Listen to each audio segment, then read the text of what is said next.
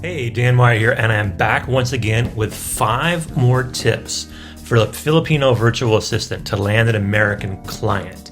And these 5 tips are about branding. So really, what are the branding must-haves? What are the things that you have to have for your brand to really stand out? This is something for you yourself. You should do these things as a virtual assistant. You also will probably be doing them for clients. So you want to make sure that you've got that down.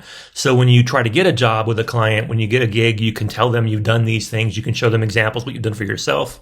And there are things that maybe will get you other gigs because people see somebody's logo and they say, hey, how'd you get that logo? And someone says, well, my VA made it.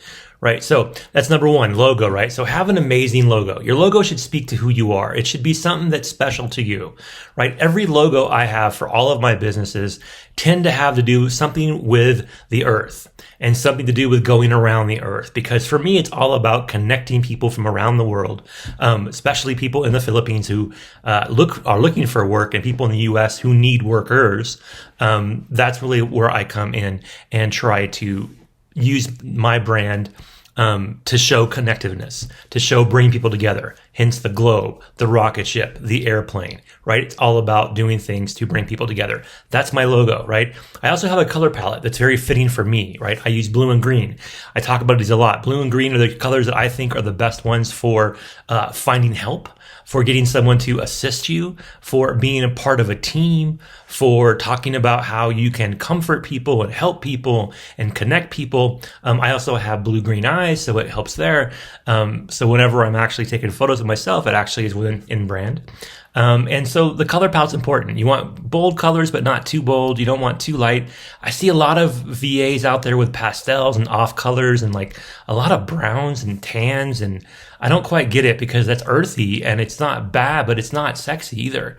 So colors that grab attention really are important. So having a good color palette. I mean, the most powerful brands in the world pretty much use 2 colors and they use it well. Nike, black and white. McDonald's, gold and red, right? I mean, people use 2 colors wisely when they have a very powerful logo. You'll see other logos with more colors, but most logos have basically 2 colors to them. Number 3, have a font scheme, right? Figure out your fonts that work best for you, but make sure they're clear and easy to read. I see a lot of VAs make a lot of images in cursive or in fonts that are too small and too hard to read. It's a mind scratcher to me because when you're scratching your head, you're thinking like, how do I make a font that people want to be able to engage with? And if they can't read it, boom, right there, you failed, right? So your font should be big. It should be bold. It should be easy to read. You want to think about an eye chart, right? Can someone read it from the first line of an eye chart? If they can, great. If they have to squint or blow it up because it's too small, think about how hard it is for people to actually pass an eye chart, right? Because the idea is that you want people to be able to see things and make sense right away. So you want to use colors, a couple colors. You want to use them sparingly in the fact that you don't want to overwhelm people with too much color. The same way with font. You don't want too much font. You don't want too big of a font, but you want to find that balance. You want to find those fonts. And you should have a couple different font styles. Ones that you use for your normal text, ones that maybe use for headlines or attention grabbers. You also want to have a mood board, right? You should have a defined mood board. Put it all together in one view. Your color palette, your font choices, your logo, some pictures of you doing what you do, whether it be you in front of a computer, you talking on a phone to a client, something that shows you as a VA what you're doing to be able to connect and engage. You can also have pictures of you and your friends and your family doing fun things. It's not a bad idea on a mood board to have like your dream vacation spot, whether you were there or not. It's something that you can do, but your mood board should kind of give all that stuff. And so you can show that to a client. It's a great sales tool. Show them a mood board and explain to them what you would use it for. And they'll go, I want one of those for myself if they don't have one, which is probably most of the clients that I work with, small business owners, coaches, trainers, speakers, authors. A lot of them really haven't figured out how to do mood boards and build brand kits and all that kind of stuff. So that may be something you're doing. Number 5, eye-catching graphics, right? Have things pop up that pop, like a rocket ship, right? Some people are going to know it means like growth and expansion and exploration and going places. That's important. Or the globe, right? Again, for me, graphics that show who I am. Every video of mine, as you saw at the beginning has an American flag and a Filipino flag because I'm trying to connect talent in the Philippines with people that need that talent in the US. Have a couple different graphics that you use on a regular basis. You can use text scrolls. If you make videos, you can do intros and outros. You should have a little bit of music. In my intro and outro, there's music.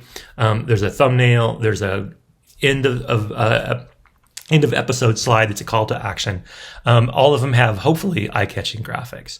So that's the 5 things you want to do, right? Logo, color palette, font scheme, mood board, graphics. Put those 5 things into a package, a one-pager on that mood board that you can send to people via social media or email. You can have it on your social media so people know that you are actually at least somewhat gifted when it comes to graphics. Maybe you aren't the best graphic designer in the world, and maybe you're not hired for graphic design, but we all have to at least give it a shot, right? So we can speak intelligently about what it is. Even if we're a video editor or an accountant or a bookkeeper, or we're doing, just engagement and not creating content, any of that stuff, we probably should still have our own brand. And that's the tips that I give you to help you make sure your own brand stands out so that when you're in front of an American client, you wow them and you get that gig. So that's my tips for today. I hope it helped. Now go out there and have an amazing day. Before you leave, please subscribe to the channel or drop any comments you have, any questions about future episodes that I could have topics to talk about. Or if you want to get a hold of me, you can find me on IG, The Mighty D1. And of course, here on YouTube. So thank you for your time. Now get out there and be amazing.